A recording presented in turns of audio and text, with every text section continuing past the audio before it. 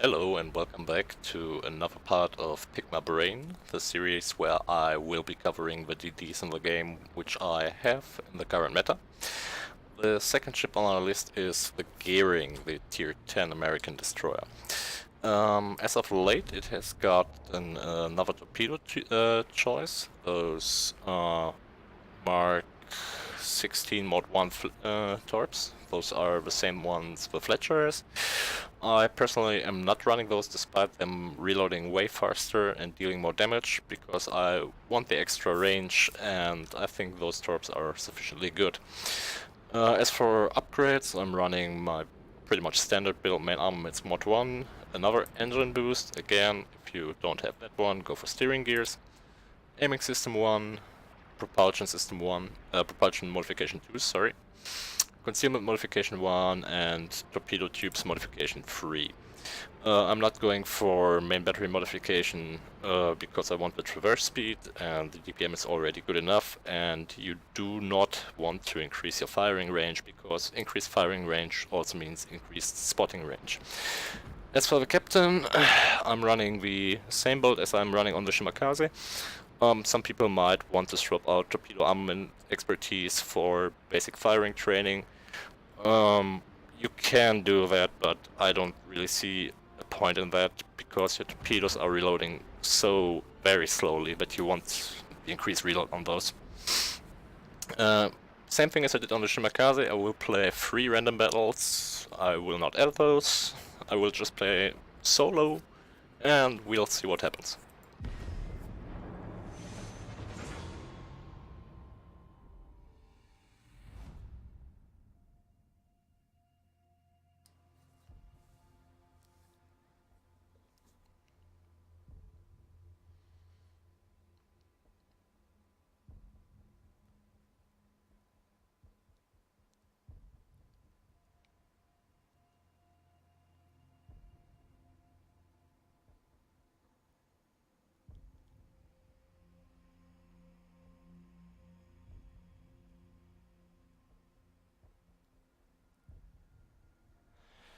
Alright, Isles of Ice is a very nice map for this ship.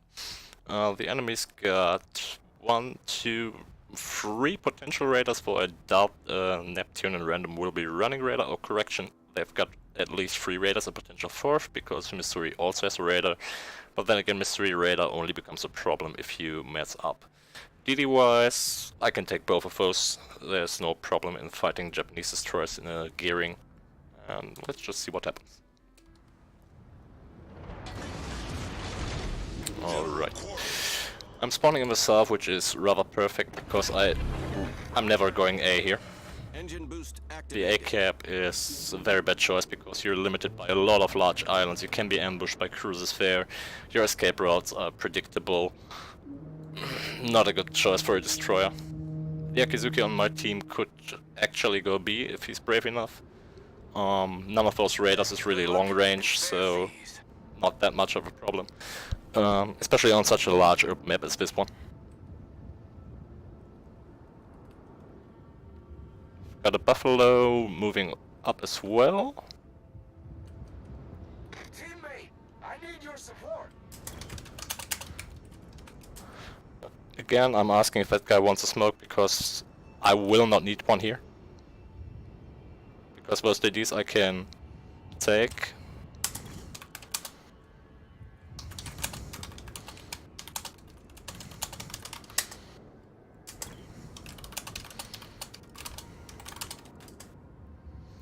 Okay, we've got a teammate that is communicating, this is rather good.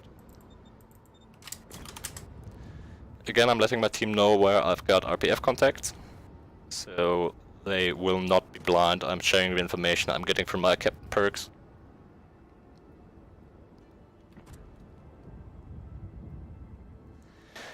The important thing to note is, due to the fact that Gearing torps have this amazing 16.5 kilometer range, I can actually make sure to torp preemptively and might hit targets that are almost in their spawn, so that is a very nice thing to have. What I need to look out for those enemy torpedoes, because as you can see the Gearing is a very, very sluggish destroyer. Enemy force detected. Alright. We've spotted the Neptune already. Fire on the enemy warship. That guy either is lacking camo or concealment expert, because I shouldn't be able to spot him from 12.6 kilometers. Kagero is in B, so that's good. We've got at least another ship here, because we've got a spotter plane there. Des Moines is spotted in B. Worcester spotted in A. Okay, perfect. We have hardly any radar down here, and it will be interesting to see how they will try to deny us. As for now, I will be trying to keep this island to my right and get the cap first before I move up any further, because with Neptune could be tricky otherwise. Don't want to get shot at right now. There he is again. Got the Yamato in North Carolina moving down south, that's perfectly okay. I will position myself here, because I want to spot this Neptune, I want to be able to torp those battleships. Engine boost deactivated. We've got a Zao here as well, okay. Not much of a problem, this guy may be running Hydra, but so long as I'm not spotted, he won't be much of a problem. Get back. Yamato is playing it a boring way. I don't see a point in dropping torps right now. Torpedoes, direct front. Okay, with Shimakaze should... Nah, never mind, this could be Zao torps. Don't forget this thing got an upgrade to its torpedo tube, so it's got a range of 12 kilometers as well now. Same as with Shimakaze, also 5 torps besides, so a bit more tricky to tell who you're up against. Neptune, he will have cover. Okay. Since I'm so far out, I might as well just launch torps. If I don't hit this Yamato, maybe the one behind it will move into those. Let's just see. We only have to play passively because we've got 2 caps, which they are very unlikely to take because we've got a Hindenburg and Des Moines there.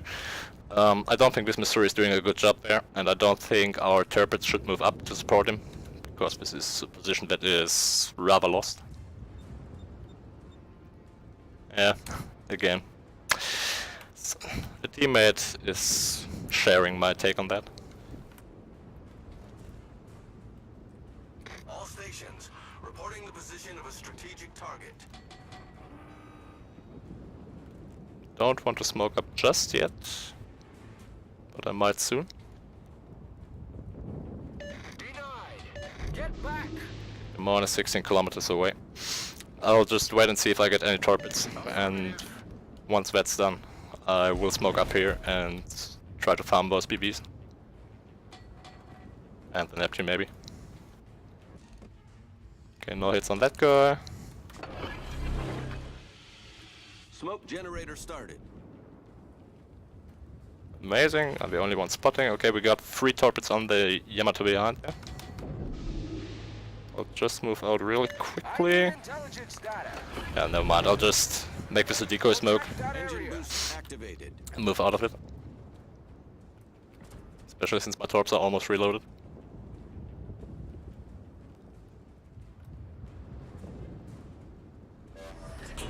Smoke screen set.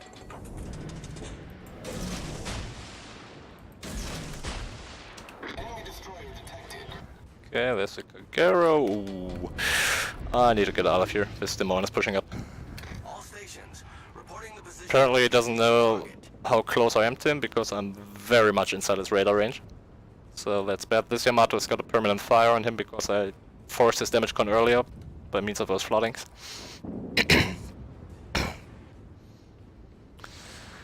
Getting 3 floodings on the Yamato with a gearing is not easy to do, or rather lucky, because gearing torps do not have this amazing flooding chance that Japanese torpedoes have. That guy should be safe as well. Shame. How close is this Des Moines? Okay, never mind. I'll retreat to my smoke and try to get some gunfire out. Strategic target.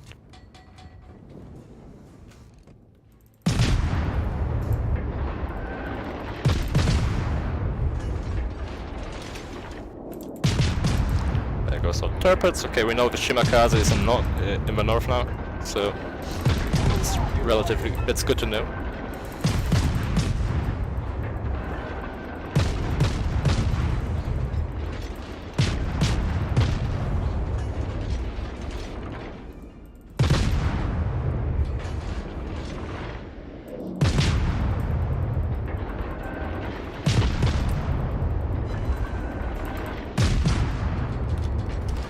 Okay, my smoke is about to fade and I want to get out of here before this Neptune can launch any torps at me. All stations, reporting the position of a strategic target. It'd be really good if my team could actually kill that guy by now. Yeah. I've got a lot of targets back here, but they are playing very cautiously, so I don't want to take... or I don't want to fire torps preemptively. Neptune is not good enough of a target, and I've got so much firepower behind me that I don't really want to try this.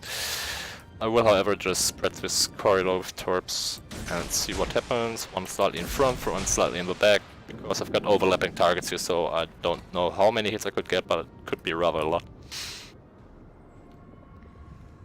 Again, I'm ignoring the Republic.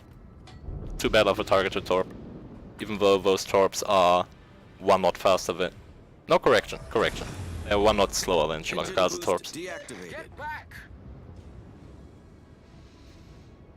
I will have a smoke ready in 1 minute, so I might as well just try to position myself. Hoping that any of my guys got a line of fire on those.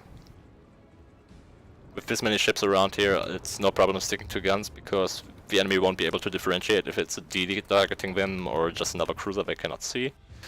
Nice work. Maybe we'll get some hits on the North Carolina. Get back. Ah. 1, 2. Enemy battleship sunk. If Yamato is staying there, he might as well. He might take 1 as well. Okay, we've hit something we didn't see. That is likely the Zao. Shit, I'm potatoing. All stations, reporting the position of a strategic target. But we'll have a smoke ready in just a couple of seconds.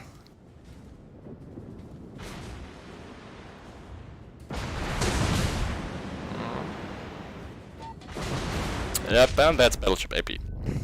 The gearing, more than any other destroyer I've played, likes to eat that. Tubes destroyed. And I've permanently lost some top tubes.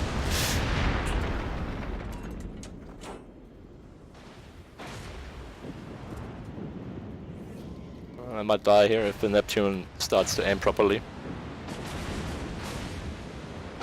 Yep. Bad play on my part, because I was concentrating so much on those torpedoes that I missed this guy moving into range. But then again, I have a Republic there, I have a Montana there, and I have no clue how this guy can stay alive this long. Well, we contributed to sinking this Yamato by forcing his damage con as well. I mean, 7 torpedoes, 7 floodings, most of those against battleships, so that's very, very good for gearing. What you also saw, however, is that you really do not want to get shot at by battleships in this thing, because it's clumsy and it has 1 strip of 19mm armor, which I will show shortly, which allows for a lot of full pens with armor-piercing shells. So, while the gearing is the most versatile DD when it comes to gameplay, because it can fight and torp anything, it really has this kind of drawback. I mean, damage-wise, we did perfectly okay. We got a cap, we got a kill. We made sure that 1 Yamato died. We killed this North Carolina. We kept that guy spotted forever. We hit that guy with a torp, so yeah. Not ideal, but then again, not a bad play altogether either. Victory is in sight.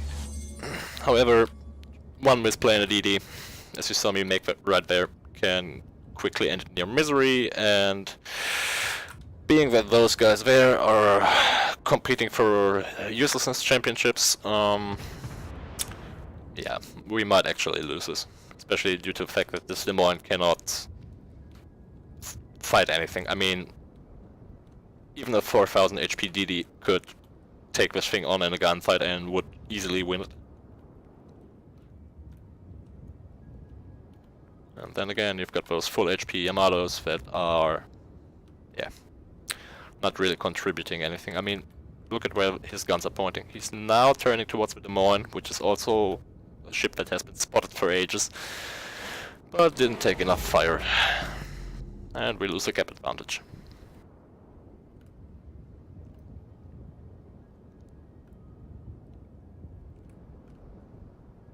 Let's just see what our Akizuki is doing, so we can comment on did he play a bit more.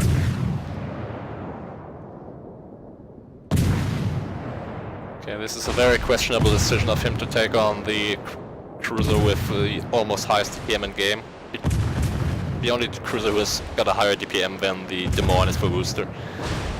And yeah, Akizuki is slow, Akizuki is sluggish, he cannot run. This guy, also a German, is rather pissed about our team. And I cannot really blame him because he's getting frustrated over our team just hugging C and not really doing anything. This Akizuki is doing one great thing though, although Akizuki is not ideal for this. He's just showing his rear to the Des Moines and trying to find the gaps in the dispersion, which is what keeps him alive here. Without doing that, he would have already died.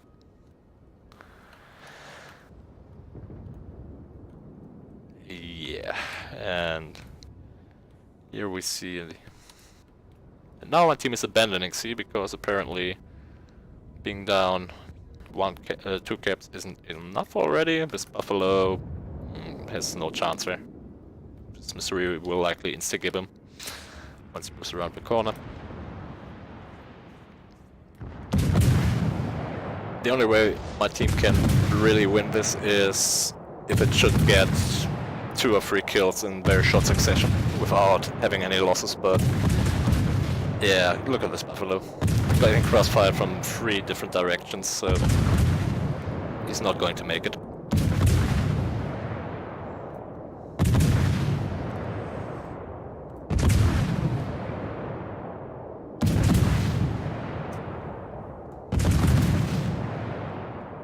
Quite surprised our Des Moines in the north is still alive.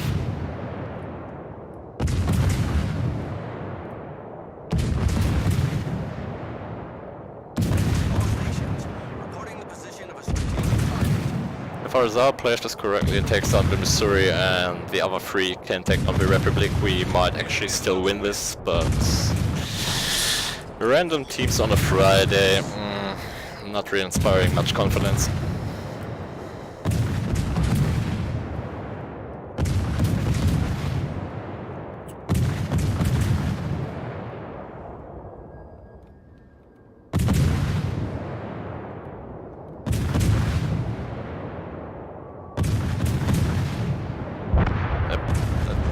Good thing, yeah, but Good show.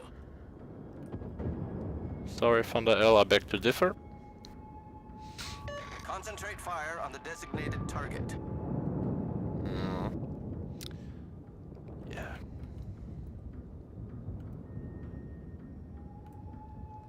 Yeah, I mean, this Akizuki won't be able to cap because the Des Moines is just standing here, and by the time the Akizuki will enter the cap, Des Moines will radar him and the Hindenburg will kill him. Trade for Republic for the Missouri, but not a good trade, especially due to the fact that our Yamato is slowly but surely dying.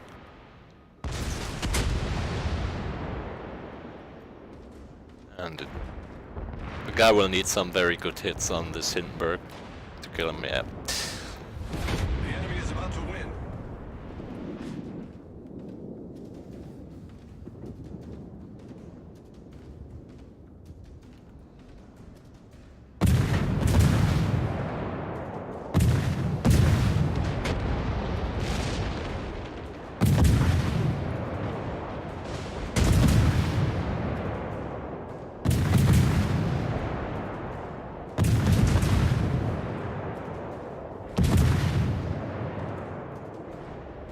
And as expected, the Des Moines raided the Akizuki, most likely. I mean, this guy was also firing in the open, but Couldn't be helped, Yamato goes down, Des Moines is pretty much a zombie, and this Hindenburg will melt very, very soon.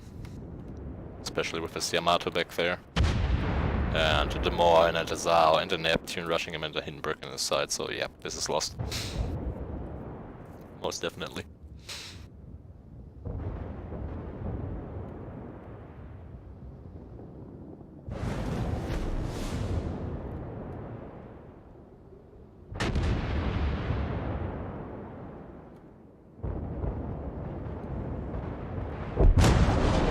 And there he goes.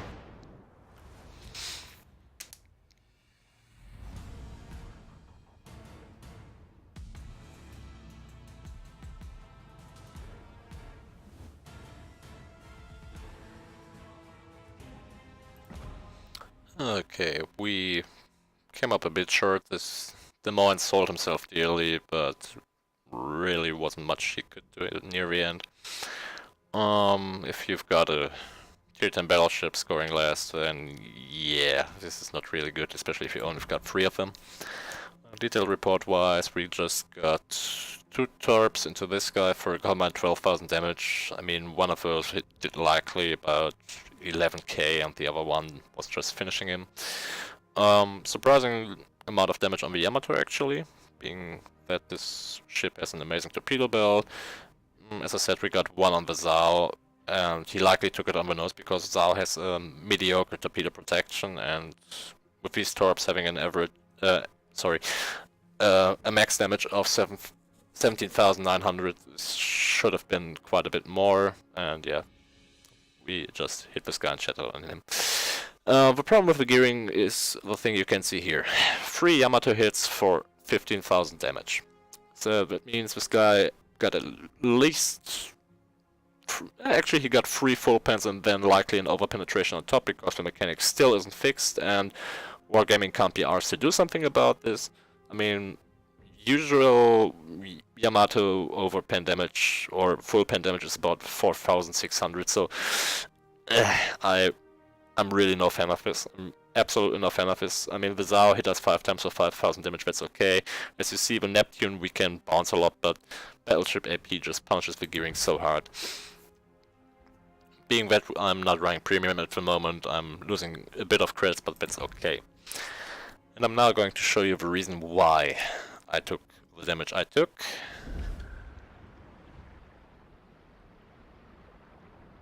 No, teammates, not right now. And the reason I took that damage is this side plating here. Correction, it's even 21 millimeters and not 19.